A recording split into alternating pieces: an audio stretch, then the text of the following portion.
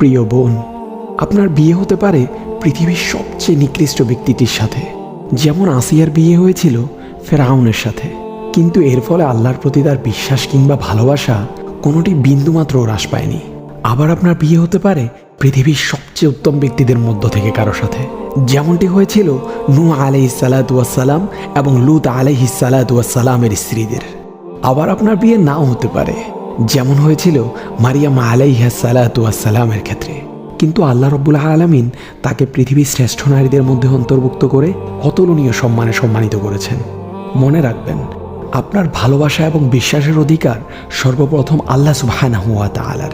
আপনি যদি তার রহমত অর্জন করতে পারেন, তাহলে আপনি যে অবস্থাতেই থাকুন না কেন আপনি সফল হবেনই। তার মানে এ না যে আপনি যাকে তাকে জীবনসঙ্গী হিসেবে নির্বাচন করে নেবেন। জীবনসঙ্গী নির্বাচনে আমাদের হতে হবে যথাযথ সচেতন।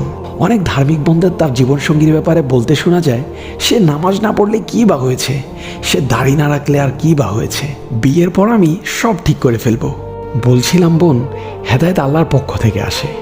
এটি আপনার দাদার কিংবা বাবার ঘটা করে দেয়া সম্পত্তি না, যে আপনি চাইলেই কাউকে দিয়ে দিতে পারবেন। তাই আসুন জীবনসঙ্গী নির্বাচনে সতর্ক হই এবং দিনদারিত্বকে প্রাধান্য দেই। আল্লাহ আমাদের সকলকে এমন জীবনসঙ্গী দান করুন যে আমাদের চক্ষু শীতলতার কারণ হবে।